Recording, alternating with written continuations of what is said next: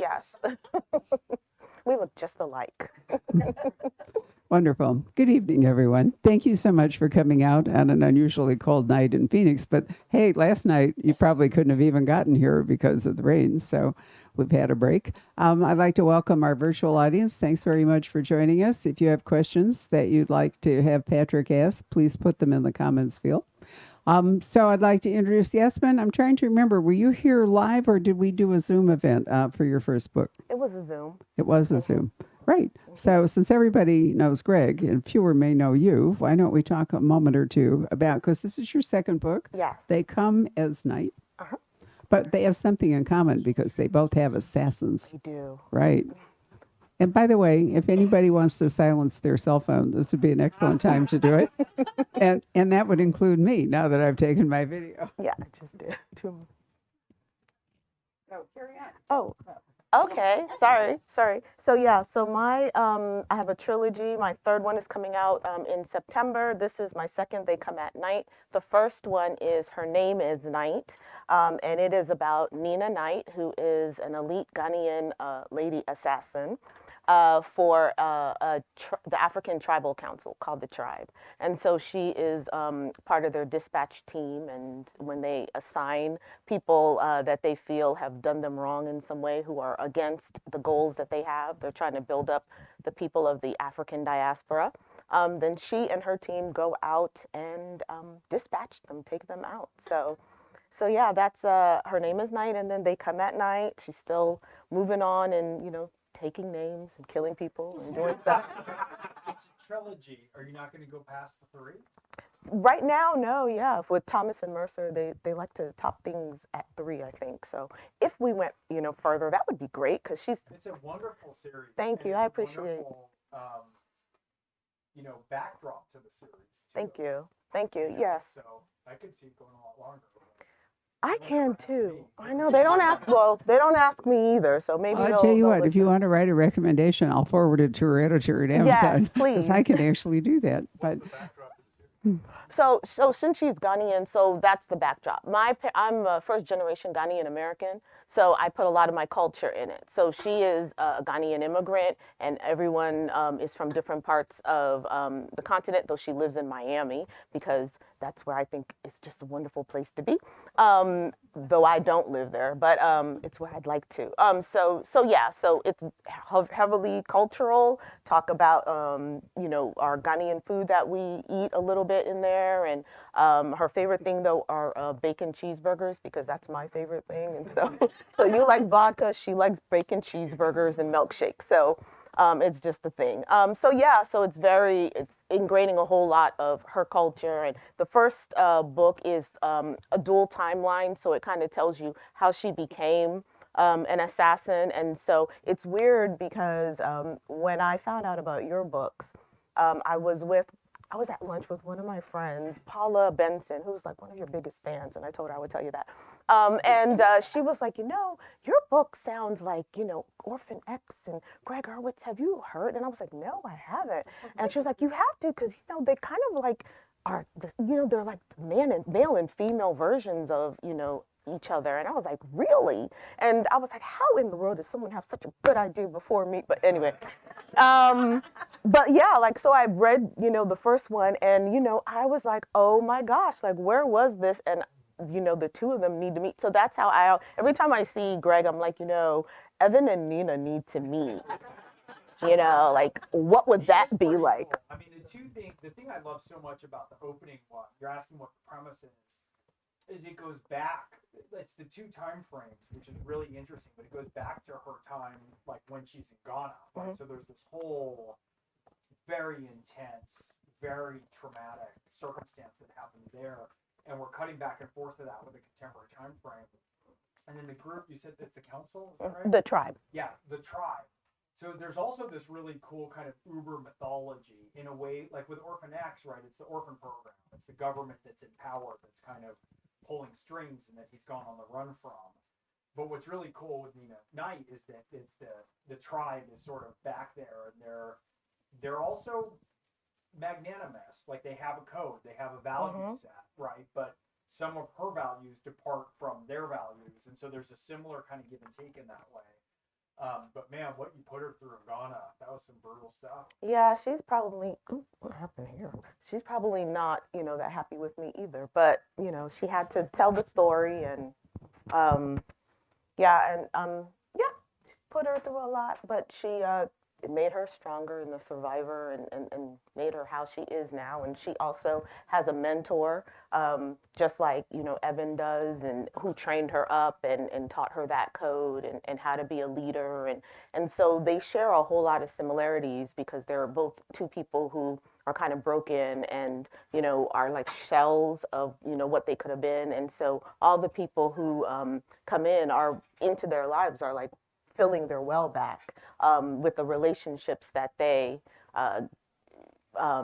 encounter, as well as them still, taking care of business and taking out those bad folks who need to be taken out in glorious ways. Is my mic on?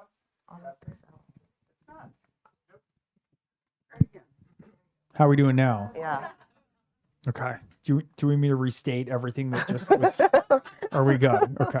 Yeah. So. I usually put my phone on record in case these things happen, but I didn't. Could you hear it at all on the? Oh, good. All right. So it's only you that probably couldn't hear it. So I have a question, which is that, Africa is a very large continent, and my impression of the tribe is it Pan-African or is it limited to particular part of Africa? No, it's Pan-African. So the tribe is made up of different people from different countries, and they are all wealthy business people who have decided to pool their resources and their money to give back to Africa to kind of build them up and put back in the resources that have been taken out for years and years. They're basically together to be like, it's time for Africa to not be considered like the third world country anymore. So we're gonna like put all of our resources back in and do all these philanthropic events and things like that to support them. And so anyone who's against that goal, anyone who is out, to serve self or trying to take from the tribe, their money or whatever the case is, anyone who mistreats anyone in the continent, if they call on them for help, then the council or the tribe will, decree that they should be dispatched, and then that's when Nina comes in. So yes, they have a code system. They don't just go out and just kill because it's very they keep it very much inside, and they just like to take care of home. And so that's what Nina and the tribe is about. And they're fighting in some ways, I think, correct me if I'm wrong, like the extraction culture, right? Come take everything out, strip mine it, leave everything bare, right? And it's like there's a lot of rural communities in America who are facing that too, right? So it's a theme that's really interesting because people come in, extract everything that's of value and leave. And so Nina in some ways is a bulwark against that, right? The tribe can sort of decree and put her on these different missions, but then she often is in missions that are cross purposes morally. So I don't know about many of you, but I wake up almost every day wishing I had an assassin I could deploy. I mean, you look at the world and you think, seriously, why isn't there? I think that's one reason the Marvel superheroes have really made a comeback too. Don't we all wish there really were Superman or somebody like that who could, go to the Ukraine or do something really good? For those who are interested in Ghana, there's another author. We did a Zoom with him last week named Kwei Korte. And he writes about a private investigator named Emma John, who's Ghanaian. And it's a really interesting story. It's the third in his series. And I really like it. You may not be aware this is Black History Month in the literary world. So, just... Are you here by design for that? I didn't even think about that. I know Kwei was. I'm not, but I'm right on point, aren't I? You are. Yeah, absolutely. Sometimes things are purposeful and sometimes they're just accidental, but it all works out really well. So, Orphan X. Yeah. Orphan X. Now, I have to tell you that when we were a little teeny store over on Main Street, back in the pre-internet days, because we started in 1989, people would screech up in front of the store in a taxi and run in and they would say, quick, I need an airplane book. And at that point, we had Nelson DeMille's The Charm School was our magic book. And we probably sold 1,000 of the Charm School because that was our go-to book. We just kept them on the counter and people came in. All right, so the world's changed and the Charm School has aged and we are no longer in the same place. And rarely does anybody leap out of a Lyft or an Uber, but still it does happen. And so now, instead of the maze, our go-to book is Orphan X. Yay, it's been that way for some time, which might explain why there's a copy missing for the woman who wanted it. I'm so pissed. But anyway, there we are. So Orphan X, he's got, do you remember Barry Eisler? Who of us could forget Barry Eisler? I remember Barry Eisler. Of course you do. It's not like he's deceased. No. We remember Barry. Yeah. But he also had a guy that couldn't attach to anybody, sort of like Superman in a way, you know, constantly hiding from Lois Lane, his real personality and the whole bit. And yet, as that series went on, inevitably people did get attached, and then he had to deal with it. The Rain Man, that was it. So Orphan X, you know, how have you dealt with that? Because he can't just be Orphan X all alone every book. He can't. I mean, part of why we like fiction and we like stories is to see people interact, right? It's people in relation. And there's only so far you can go with a lone wolf. And Orphan X, the Nowhere Man, he's a lot more of a lone wolf. And Hellbent, I introduced a character called Josephine Morales, right? Joey. She's a hacker. She's 16. She's the last thing he wants to deal with on the mission that he's on. He gets stuck with her. I was supposed to kill her in my outline at the end of Hellbent. And if you read Hellbent, you can see right the scene where she's supposed to die. And I got there and I just thought, I can't do it. Not only is she delightful to write, she's funnier than I am in real time. But Not drinking vodka over at the Beverly. well, we know, yeah, Does that right. make you Yeah, funnier? 16-year-old girls are so responsible. I doubt she'd be drinking vodka. But she brought out so much texture in Evan, right? She gave him like a hard time. Like she was constantly like, no one puts you on your back heel as an adult man like a teenage girl, right? It's just, it was amazing. It was amazing what she brought out in him, what she elicited in him. In some ways, his first intimate contact since Jack Johns, right? He had a handler, and his CIA handler became like a father figure to him. That was Jack Johns. And Jack was really the first person to treat him like a human, right? He grew up with no mother, no father, in a foster home, was pulled out at the age of 12. And in the book where Jack dies, which is Hellbent, he gets tasked with having to take care of this washout from the orphan program. And she just becomes this like amazing thing that he can't deny however much he wants to deny it. And so it's interesting because The Last Orphan is very much about, for me, it's very much about trauma. It's about like, it's not just that his past, we always read in flap copy on the backs of books, right? Like, but his past catches up to him. Last Orphan, his past overtakes him. He's like bound and gagged and delivered back into the hands of the government that created him as an expendable weapon to do one more job. And if he doesn't do that job, they're going to put him in the earth. So it's like, choose between your code or your life, right? Unless he can find a third way, which is the orphan way, which we'll see. So I needed him to be more connected because him processing trauma by himself. And so when he's at his worst place with that and figuring out what to do, he says, I'm in the hurt, man. And he calls Tommy Stojak, and that's his armorer. And that's someone who's become a friend to him. So he's become, in a weird way, in community with people. He's no longer just a lone wolf. And so when that trauma happens, part of him being open to even experiencing or acknowledging that is the fact that he has these relationships with other humans. And he's got to figure out how to navigate that, even while determining what the hell he's going to do moving forward in this crazy plot.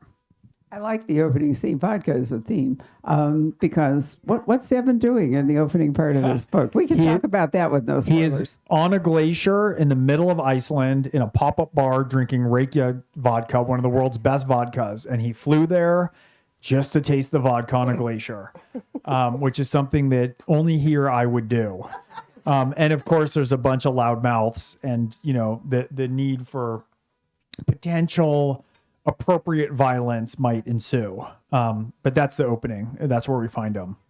But you don't probably have command of the nifty private jet that X does. No, I'm waiting for it. I do get the world's greatest vodkas sent to me because if I write about them, their sales go up, and so I get these beautiful bottles that are like engraved from vodka makers around the world. So I'm like, I should write like a Bentley into the next book, right? I should go for a private jet. Like, let me just keep upgrading this game.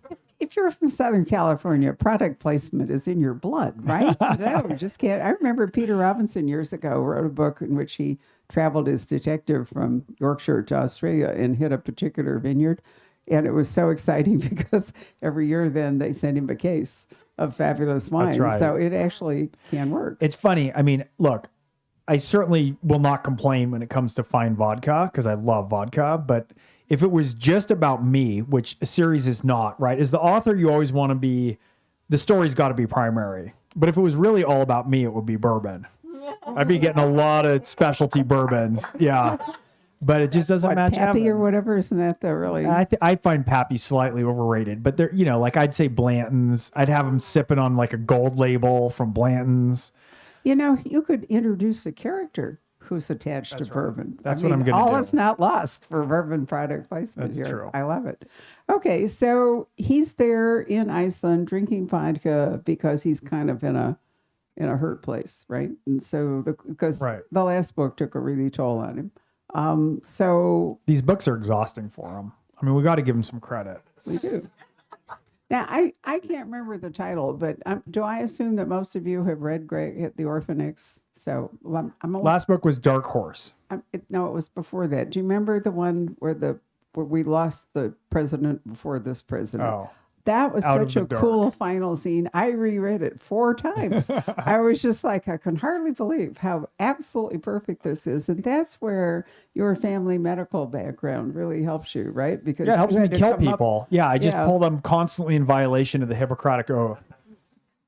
But I mean, it was a particularly ingenious way. Well, thank you. And I thought you had to consult people. That would I be a did, hard one to yeah. just make up, right? Yeah, it's so funny because I'm calling people constantly, and my college roommate. So I'm from a family of doctors, which is like the Jewish son makes me like the world's greatest disappointment to merely be an American novelist.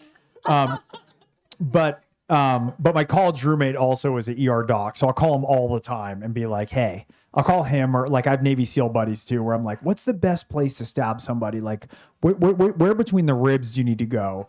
And then they'll just start talking to me, and then there'll be a pause, and they'll go, oh, dude, I'm out at a coffee shop, and the ladies one booth over are just looking at me right now like you wouldn't believe. So it's like I take all their medical training, right, all the Hippocratic Oath, and then I just subvert it to my own needs to injure and maim. Last time David Baldacci was here, he told us a story which I've always loved. He was on a train, an Excel or something, going from, he lives near Washington, up to New York. And his agent called and they were going over. So David was talking about the best way to kill people. And gradually, the whole, and they threw him off the train. It's just so great. Authors, I think, sometimes forget, that the little bubble that they I had were that in. one time I called poison control. I was like in the middle of a book, super hazy. And I was like, look, if you're poisoning someone with oleander, like, do you need to use the flowers or can you just use the stems? It's like a long pause. And the woman was like, what phone number are you calling from, sir? Actually, if you think about it here in Phoenix, oleander is like, on every block. You can harvest oleander here without anybody. You look like a gardener. Do right? you, so when you're figuring out who and how to kill, do you go to doctors? You go to like, who do you go? Who do you Go to my call? sisters. My sisters are nurses. One is, in an ER and stuff. So I'll just be like, Cecilia, this is what I wanted. I need this medicine, Yeah. which is like in this book, there's a scene in a hospital. And so I'm like, I need this. Like, what is going to cause someone to like have a heart attack? It's always so funny. And they're like, well, it'll be a heart attack, but also explosive diarrhea. And you're like, no, I don't need the diarrhea. I don't want that Like, part. what's a heart attack without diarrhea? Right. Yeah. And it has to be something that, will take a little bit of time so she can get away and blah, blah, Yeah. blah. And so I'm very specific. And so like they're trying to figure it out and it's great. It's great text messages. So if AT&T looks through it, they're like, what the hell? Hoping that we're not being monitored every second of the day by, I hadn't thought about the need for a clean heart attack, but now that's a new thing to keep in mind while we're reading. All right, so let's get back on point. Evan comes back from Iceland to what? He comes back. He wants to see Mia. So Mia, single mom, district attorney, lives downstairs from him, raising an 8-year-old boy called Peter, who I think has a lot of resonance for him because he's like an orphan. His dad died of pancreatic cancer. And so Evan's kind of connected, not as closely connected as with Joey, because Joey's Joey, but he's got something that's kind of real with her, and he goes to visit her in the hospital. And essentially, there is unleashed a massive manhunt with, there's Black Hawk back up. There's cat teams. It's just a massive thing. And that's basically what catches him. And he's brought before, essentially he's just taken down, and he's brought before the president. And there's somebody out there who she needs taken off the books. And it's a very dangerous billionaire. And billionaires are tricky. Billionaires are starting to get to a place where they can threaten a lot, right? They almost have as much power as a nation state, right? And this particular billionaire, he throws these giant parties in the Hamptons like the Great Gatsby. But he's got a camera in every room, and he puts every single vice on display, right? So it's like whatever you want, you can have, but he's filming all of it. And so part of what he's filming is Supreme Court justices and senators and news moguls. And so he's got this black book where he can kind of use extortion, but it doesn't have to be full extortion. For research for this, you know what I actually looked up? I looked up Jeffrey Epstein, how he ran his scams. And it was brilliant because it's like, why extort someone if you don't have to? If you have the information on them, basically you ask them and say, give me $100 million to my hedge fund. I'll invest it at 20% and X percent. And so you create like a fund basically where everything's legal and everyone just gives you money in the fund and you're making money for them and you're taking your draw on the money. And so there was this whole elaborate system he has in place, but basically he's got a black book for anybody. So he can swing votes, he can swing news cycles, he can do everything. And the president of the United States is looking at this saying, this isn't good for our institutions. This isn't good for me and what I want to pass. And so she basically needs the only person in the world who could commit an impossible execution, given his cadre of security, and also leave no fingerprints that wouldn't be traced back to her. So she goes and gets back at Orphan X and tells him that he has to do this thing. And he's got to make a determination whether he can or not. It's an impossible mission. And when he goes to meet Luke Devine, who is this billionaire, he is unlike anybody who he's been up against in the past. So it's a very different kind of mission for him. So he's made a bargain with the president because there's a pardon thing going on. He has kind of an informal pardon from her, but she can yank it if he doesn't accept this mission. That's right. So he's trying to figure out, like, can he align this with his moral compass? Because that's his code, and he's not going to break his code. But Luke Devine's a tricky character. I based him in part on Milton's Lucifer from Paradise Lost, right? When Milton wrote Paradise Lost, his Lucifer is the intellect that falls in love with itself and convinces itself that it can do anything. And we all know that. We're all seeing that everywhere all the time, right? Like, we can get the words right. We can get the arguments right. It doesn't mean that you're good, right? It means you're incredibly articulate. And a lot of us have we've seen that be, I think, in some ways really ascendant in the culture, this notion that like the hardcore expertise, the intellectual expertise is the thing that can explain anything away. And Evan keeps everything grounded. He's not interested in the abstract. He's not interested in the political. And so you have in Luke Devine somebody who feels like everything that he does, he can have an argument for, he can manipulate, he can get inside people and twist and turn them. And he's trying to do that with Evan. But Evan, when he sort of starts to approach this, one of the things he discovers is at one of these Great Gatsby-like parties, a young man and a young woman were killed. And that's all he cares about. So Luke Devine's up here pulling levers in the abstract world. And he keeps saying to Evan, because it's this really weird dance between them, right? Evan's supposed to kill him. He knows Evan's supposed to kill him. But Evan needs to find out, like, if he is personally responsible for killing one young man and one young woman. That's all he cares about. In the meantime, Divine's like, who cares about that? We have bigger stuff to do. All the shit you do down on the street and all the stuff that you do with your code, I'm doing on a bigger scale. I'm doing globally. I'm doing in this big way. Like, come join me. It's this really interesting dialogue. And Evan's like, look, I'm going to figure out if you were responsible for that one man who was murdered and that young woman. And if you are, I'm going to take you out. And so they're talking like at very different purposes. It's this very like sort of contentious dance they have. And the whole time Luke Divine's trying to get in his head and is trying to twist him and tingle him up.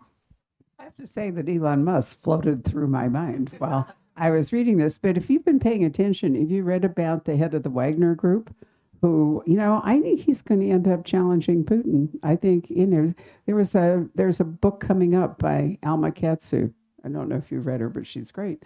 Used to work in the CIA. She'll be here on March 13th. And kind of the underlying premise of her book is that with Putin gone, we might get somebody worse. And it looked to me like this Wagner Group guy could be it. We're not going to solve the whole thing by just getting rid of. Yeah, careful when guy. you create power vacuums from afar, right? Well, or, if there's another guy in the wings, he could be worse and younger. Younger. Where's Keith? There you are. Gregg's editor has flown out from New York for this event tonight. We were comparing notes about aging is not for sissies. But, if you have a 70-year-old and then somebody maybe 10 years younger who's equally lustful for power and has equal resources, the younger guy's more likely to win out, right? Well, and I think it's a lot of that's a theme in your books too, right? Is this lust for power? And what do you do when people have that, right? And when they're convincing, when they can make a good argument for it too. It can't just be simple. Nope, it can't. Right.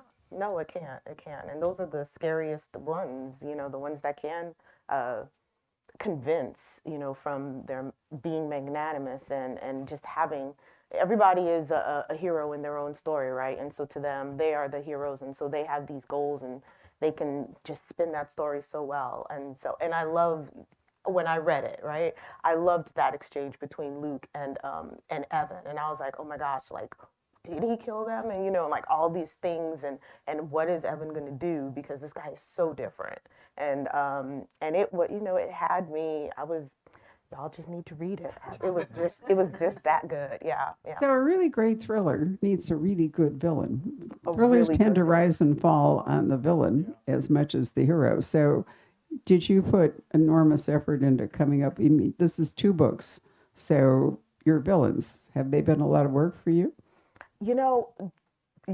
Yes and no, because I love writing villains. I always try to write them in a way that the reader, they're not totally one way.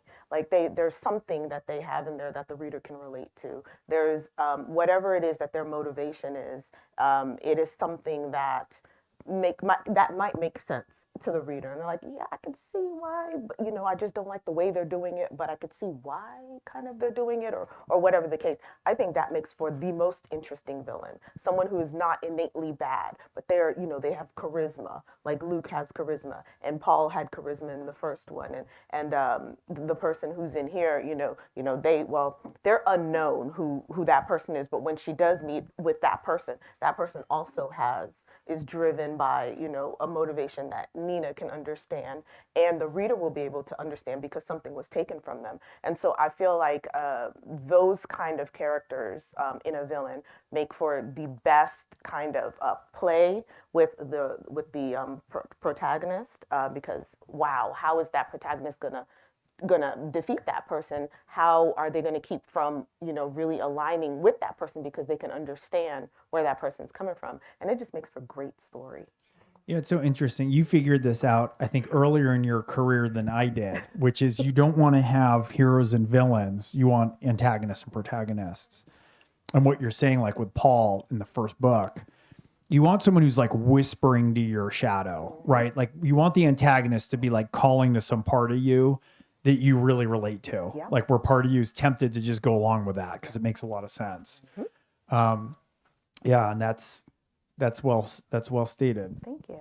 That's so interesting for me because Gregg and I have been together from your second book. Every book, as far as I know, we have had conversations together. It's been interesting watching your early books, and then when Orphan X came along, it was like a fixed point kind of. Do you find because you wrote some standalones, quite a few, have you found that, what are the challenges for writing Orphan as opposed to writing standalones for you? I took a lot of time before starting Orphan X. I mean, I wrote 4 books. I had the idea for Orphan X and I kept backburnering it because I was like, I have to really know this character well. There was a lot of things that had to come together. I didn't want to just write another character who's like, former spec ops and is kind of involved in missions. And one of the biggest things for me, interestingly enough, was one of the things I love in writing standalones is the question of motive. Why does the story take place? Why does the protagonist get involved with the story? It's up for grabs in a standalone, right? It's like, if someone's a detective or a cop or a Secret Service agent, it's like, well, why did the mission happen? It's like, well, it's their job, right? It's what happened to them. But I love playing in these standalones with, like, in one of them, it's like curiosity, right? Is one of the motives that kind of winds somebody in. And so with Orphan X, there's all these different avenues that stories can arrive into him, right? He's got the 1-855 to nowhere phone number, which you can call and you can see if Orphan X answers the phone. And that's the more obvious version. Then there's what I think of as sort of like the mythology episodes, right? That's when the program comes after him, right? That's like the tribe for you. And I think about that sometimes in terms of, like, X-Files was one of my favorite shows, right? And they'd have the standalone episodes, but then they'd have mythology episodes. And it's good to have the two things that you can kind of move between. But also with Evan, then all of a sudden it becomes like the people he lives among in ordinary life, right? He's in this high-rise residential tower dealing with, like, annoying everyday people. He's an archetypal kind of character who has to come home and deal in the real world where we deal in. So he'll get in a knife fight and come home and have to have, like, get yanked into an HOA meeting where they're debating, like, the fucking pile in the lobby carpet, right? And he's, like, bleeding out in his arm and dealing with, like, Ida Rosenbaum, the aggravating, like, elderly Jewish lady who lives downstairs, who's, like, screaming at him that his car's leaking oil, and it was just shot up. And so that's another avenue, right? So I wanted all these avenues set up so that for me, I feel like, and that was one piece. And then there were some other pieces around the character that I just waited to feel like I knew. You want your character to have everything unique, right? Like an Orphan X action scene or line of dialogue, it should be different than Bourne or Reacher or Bond or Knight, right? Mm-hmm. It's got that's what you're going for, is you want every aspect to accrue to character. Character's got to drive everything. Yep. And if you stop someone on the street and you say, hey, what's your favorite James Bond action scene? They might hesitate and think, but we all know how he likes to take his martini, right? It's the character. And that was the piece I was waiting until I could get something that I felt like I could play with in that sandbox for, as long as y'all keep buying them. And that's why we're here, right? Love it. So if you are going to move on from Nina, you've learned a lot, right? So if you have to design a new series or a new character or even write a standalone, this has been excellent training, right? It has been. And I can never say that I'll entirely move on from Nina. That's what they tell me. But in my mind, it's not, she will always go on. And even the people who surround her, will go on because they're such a great group of characters. But yeah, it's really taught me a lot. It's hard, having a series and maintaining it and, making sure that it is fresh and interesting. And so how you've done it for, I think, 8 books or something like that, like, wow. And that's just amazing. And so, like, it's a lot of work, but it also is great because to dabble in that world and to be in that world for so many years, it's just really fulfilling and I enjoy it. So yeah, but with my next one, which will be a standalone, and I really don't know, I haven't decided yet exactly what it's going to be, but it's going to be like a palate cleanser. And, I'll just try something new. And if I do have another series, I do know, like, the hits and the misses that I had, and how to, like, really get myself together so that I can, like, put it through fruition and everything. So I don't know. We'll see. Sometimes publishing is actually like a course, you know, right? It's Really? a learning. I think for most writers, every book may be a learning thing, right? I think I mean, for me, I got to be scared every time I'm starting a book Yeah. that I can't pull it off, Yeah. right? And you always want to be Keith with reaching. the big club back there going, Greg. There's what? Keith back there going, Oh yeah, Greg. oh yeah. I forgot Keith was here. Never mind. It's a breeze. I have it all figured out. Yeah, I got the next 30 years charted out. Got it all worked out. Patrick, are there any questions from the streaming audience? Because I saw you pop out here. Oh, you're just listening. Okay. Well, then we can take questions from the actual audience. Yes, sir. I love your books, Greg, and Orphanex. My brother and I, it's one of our favorite characters, and I love his code of ethics. And what I've been waiting for is to see if there's ever a female antagonist that he comes across, to see how he would deal with that. You've been reading my email? All right. Well, just hold on. I'll see you next year.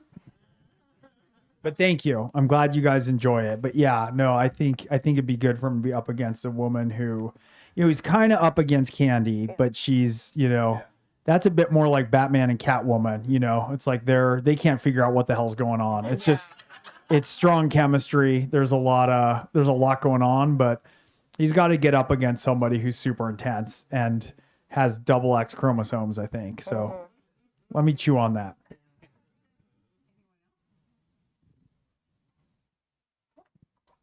Love your Orphanex series, just love it. And oftentimes I'll listen to the Audible because I'm driving back and forth to California and Arizona. And you and Scott Brick are like peanut butter and jelly. Yeah. We're talking about Scott Brick, that great audio. He's actually been here to do an event with Steve Berry. He's Steve Berry's audio guy, and it's fascinating. I keep hoping to lure him back. He is very Right. good.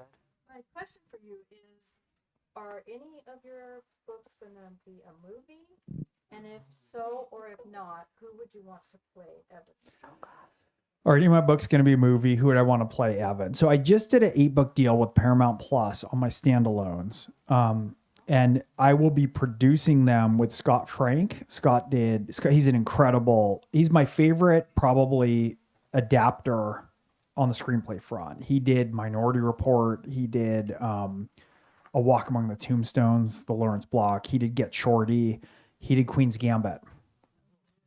He's amazing. And so we're trying to find kind of younger voices. It's really hard to break into Hollywood, you know, and we're trying to get like younger talent that we can kind of cultivate and shape and move forward. So that's the 8 standalone books. You know, Orphan X I've adapted for, you know, I adapted once for a movie star, lost them to an Oscar award-winning movie. So much of that, it's like trying to capture lightning in an eyedropper. It really is. It's the timing. I've had amazing directors. I've had actors. I've had all sorts of things shuffling through. Last 3 years, I have the rights back, and I just took them, and I'm like sitting, waiting for the right combination. One of the things I learned is I originally wrote the adaptation for the first actor we sent it to. And then I also wrote the pilot or co-wrote the pilot. And one of the things I've realized now that I'm on, like that worked when I had 1 or 2 or 3 books to go back and try and reset the franchise. But now that I'm like out here, we're talking about book 8, I'm editing book 9, I'm talking about book 10, I'm thinking about book 11. I don't think I can go back and also be the creator to oversee the parallel universe. I think they're too divergent. And so that's been a bit of, it's been interesting to come to terms with that, having tried to adapt them and having my own original stuff made too. But I think I really need to have like a relationship with somebody who gets the series in a different way. And so we do get queries all the time from actors and directors, and it's just going to be about finding that right combination. So I don't like cast someone who's the wrong size and hear about it for the rest of my life. Oh, I wonder who that could have been, right? You've actually had a movie, and I've always thought that once you get a movie, that it would be less difficult to get another movie. Well, so my first movie took me 18 years to get made. It was called The Book of Henry. It starred Naomi Watts. Second movie was called Sweet Girl. I co-wrote it with a friend, Philip Eisner, and we got Jason Momoa attached 2 weeks before Aquaman came out. And there was like a window that they had to hit before they lost him to Justice League. And we were shooting like 8 months later. I mean, so like everything's different. I mean, it was like 18 years or 8 months. And there's different stuff I have now in all kinds of different stages, but it's all got to kind of snap together. You know, it's a higher cost of entry, you know, in a lot of ways, because if we do an Orphan X book, we're looking at, if you add publicity and advertising, it's $100 million. Like that's a big yes. You're asking for somebody. And so like I had the actor, I had the director, we had the book, we had all the stuff, and then lost the actor into another project. He was writing, directing, producing, starring, the whole thing. And, you know, Warner Brothers is going, look, we don't want to support this for another 18-month option to wait and see what comes around. So it's like, there's all these things you have to get in alignment. And it's funny because when I was earlier in my career, I used to think, God, I almost had this thing get greenlit. But I just missed. And then you realize that that's the norm. The norm is you're just missing all the time until something happens. And then that's pretty remarkable. But you do get better relationships and you do get a chance to move stuff forward in different ways. Is it easier with Netflix and those sorts? Sorry, I didn't raise my hand. Oh, well, with my second movie, Sweet Girl, was with Netflix. And they know what they're doing. And, you know, like I said, we had the actor, we had Jason Momoa, we had a window. It just had to happen in that time frame. And it just went. But Next week on Monday, Mark Rainey will be here with Kyle Mills, and Mark has a movie called The Gray Man.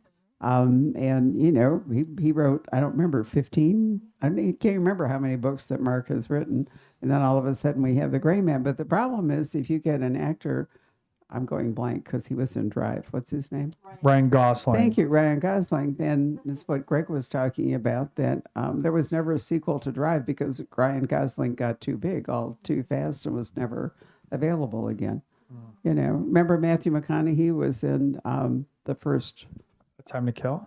No, I'm thinking about the Lincoln Lawyer. Thank you. But now, you know, they've started over again with it in television, and they have a whole new guy, and you could do that, but you couldn't really make another movie, I think, without McConaughey, who also is now writing books and running for governor and whatever else he's doing. Right. So, Christina. This is for both of you.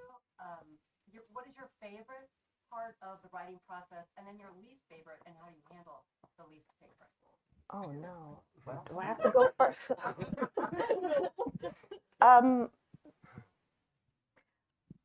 My favorite part is when I turn it in because it's done, right? And I'm like, I don't have to look at it anymore. My least favorite is actually starting it and getting into it, because it's like what Greg said, like being afraid every time, like, oh my gosh, like this is a daunting task. I have to write, 90,000 plus words, and it has to be good apparently. So so like that's the least favorite for me, is trying to figure out how everything is going to come together, and that's a cause of a lot of stress. But once it's done, and like even the first draft, once it's done, I'm like, thank you, Jesus. And I can, like give it to her, not the first draft because it's got to be kind of clean, but like then I have something to go off of. It's not having anything to go off of. And I'm not like a huge planner, so I don't know. You probably are like a really good planner, aren't you? Really? Yes. All right. Go I ahead. got to walk a balance. Yeah, like If I over plan, then I'm like painting by numbers. And if I'm bored writing it, then people are bored reading it. Yes, I feel the same exact way, but apparently editors want synopsis and things like that. How dare you? And outlines and things. And I'm like, I just, that to me takes the creativity away. And I just like to, be free. But I understand that it's a business. That's something I've learned, that it's a business. And so people, when they have expectations and deadlines and things, they want things from you. And you can't just be sitting around and twirling in the chair like I literally do, instead of writing. So yeah, so that's my least and my most favorite. So I love writing. I actually love writing when I'm focused. My biggest problem is like right now there's lots of distractions because there's lots of other things and projects. But like if I'm writing and that's all I'm thinking about I love that. I love writing when it's like pulling me instead of me pushing it. There's a process where that happens, where you feel like all you're thinking about is story, Yep. and it's amazing. It's like being out of your head when you're playing sports, right? Where you're just reacting almost. Hardest part for me is always the second act. I write kind of in a rough 3-act structure. I don't think of it necessarily that way. It's just kind of in my lizard brain at this point because I've written so much. But the big boggy middle is always where I'm like, this isn't working. This is a mess, right? Beginning, I like charge out there and everything's going to be amazing. And then when I'm on the back, like the back 9, you got momentum. But there's always this time in the middle where I'm like, I don't think this one's going to work. And I think it's a mess and it's all boggy. Because with screenplays or TV pilots or comics, you can always kind of sense where you are. No matter where I am in a screenplay, I can reach back and grab the lip of the first act, right? And I know where I'm headed. I know where I am in that. But novels are so big, you go down, you descend in them, and you kind of write your way through, and you pop out the other end and look back and just hope it doesn't suck, right? It's like there's a lot. It's 400 plus pages of final product. And so, and also like if I get stuck in a scene in the middle and it takes me like days to write on the scene, I feel like the reader is taking days. Like I won't remember that it's only like 12 pages, right? So you lose sense of time and proportion in that middle. It's tough. Like if I come down and I'm like, nothing's working. This is a mess. Like I should just sell pencils on the street corner. My wife will be like, second act, honey. Yeah, I'm back in the second act. Well, on that cheery note, I think we should thank our authors, but we have a thing that we do, which is that we like to give you a book, a free book in part for having come tonight. So what kind of number are we looking at, Pat, up there? Okay, so we have 2 books to give away. One, I mentioned Michael Robotham, an author that I like very, very much. This is his 3rd Cyrus Haven book. He lives in Sydney. And so we had a great conversation yesterday, but it was the next morning for him, and it wasn't quite yet Valentine dinner here for us. So Zoom does create this kind of weird time for, which is strange. Anyway, pick a number between 1 and 29, and I will give this to whoever is that lucky person. Number 10. Oh, look at you. You won a book. Yay. You want to pass that back to her? Can you do that? All right, Yasmin, I actually have my advanced reading copy of your book. So I'm going to ask you, they come at night, beautiful cover. I'm going to ask you to pick a number between 1 and 29 that is not 10. Okay. And we'll award Or that. we could book. just double down on 10. You want to go home with 2 bucks. I'll do 22. You have to look in your book. Sometimes people aren't here that have a number, so it doesn't This always. is immensely anticlimactic. You should be ashamed as an audience. No, sometimes some people stayed home in their jammies to watch this A tonight. lot, so I have to pick something else. Uh-huh. All right, 14. Please. Not 14 What? either. Okay. 6? Wait, who's that back there? He said 28. Haha, that was a good 6. I said 6. That's you? Hot Oh, it's damn, you. thank you. Well, a wonderful person, a faithful customer. So, no, I'll trust you. That's all right. Nobody challenged you, so there we are. Right. So I want to thank all of you very much for coming. Since many of you are new tonight, do please stop at the desk and sign up for our newsletter because we do an event, generally every day and sometimes 2 a day. So I'll write to you and tell you what it is we're up to. Or you can look on our website at the calendar, either way, but we hope you'll come back. So if you would give our authors a round of applause and thank them for coming. Thank you. And if you would now stand up and fold up your chairs and lean them on that side of the store because they'll slide off the bookcases over here. And then if you'll line up by number and get your book signed, that would be absolutely great.